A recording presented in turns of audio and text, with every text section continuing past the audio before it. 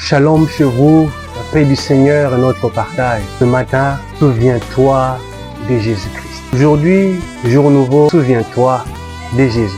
De Timothée chapitre 2, le verset 8, l'apôtre Paul écrit à Timothée, il dit: souviens-toi de Jésus-Christ, issu de la postérité de David, ressuscité selon mon évangile. Conformément à l'évangile que je prêchais, l'évangile pour lequel je suis enchaîné, l'évangile pour lequel j'ai combattu, et il s'est exclamé même pour dire: j'ai combattu le bon combat de la foi. Conformément à cet évangile, c'est que Christ est mort pour le péché et il est ressuscité. Qu'est-ce qui se passe? L'apôtre Paul est le père dans la foi de Timothée, son parrain dans la foi, son mentor, c'est lui qui a enseigné les voies du Seigneur. Timothée a appris la véritable vie en Christ au pied de l'apôtre Paul. Et leur communion, leur échange était toujours enrichissant et toujours combien riche et gracieux. Dans le partage, il était obligé qu'il apprenne encore. Dans le contexte dont nous parlons, Timothée, jeune pasteur, exerçant déjà un ministère,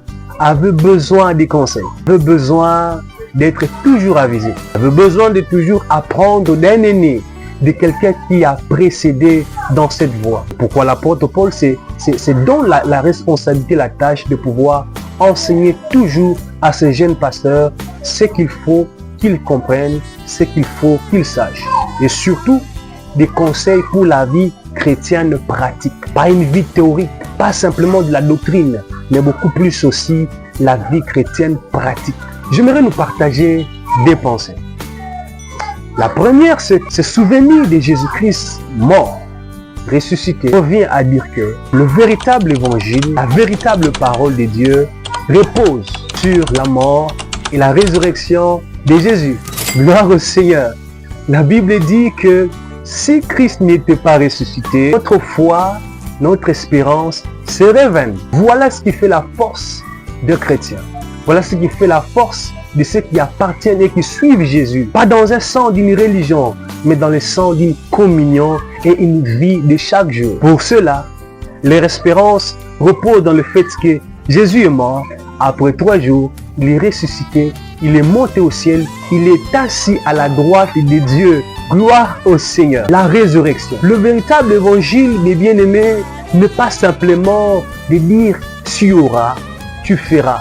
Non, non, mais dans le fait d'être. Non, d'abord dans la voix, mais beaucoup plus dans le être. Parce que la Bible dit que nous sommes morts avec lui et ressuscités avec lui.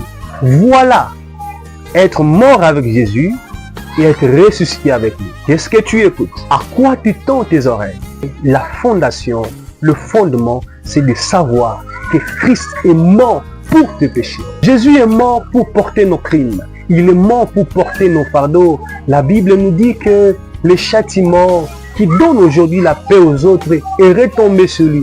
En réalité, Dieu n'est pas injuste. Comme le péché devait être puni, le péché devait être sanctionné, il y a quelqu'un qui a pris cela sur lui. Voilà pourquoi les autres se trouvent dans la paix, dans la joie. Pourquoi? Parce qu'il a porté sur lui le fardeau de nous tous, le châtiment qui nous donne aujourd'hui la paix. Ainsi, Christ est ressuscité parce que nous avons du prix aux yeux de Dieu. Il est ressuscité pour nous donner la vie, pour nous donner le bonheur. Alors, Timothée qui m'écoute ce matin, Timothée homme, Timothée papa, Timothée maman, Timothée jeune, rappelle-toi de Jésus-Christ. Sache toujours que Christ est mort et ressuscité pour toi. Timothée qui m'écoute ce matin, Jésus-Christ est ressuscité pour toi, pour ta cause et pour la mienne aussi. Gloire au Seigneur, parce que nous avons auprès du Père un avocat. Il n'a pas dit qu'il nous abandonnerait un jour. Il est toujours là.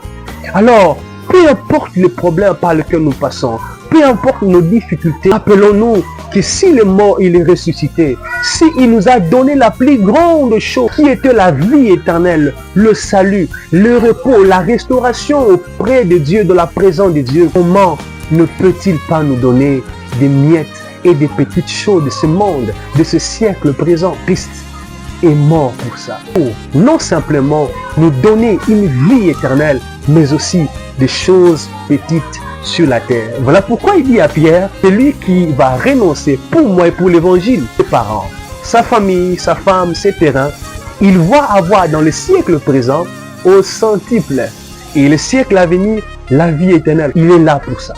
Il dit, souviens-toi de Jésus. Souviens-toi de lui, que l'évangile pur repose sur ça. Alors, crois à cet évangile, qu'il est mort pour te pécher, qu'il est mort pour te sauver et qu'il est ressuscité. Il est vivant.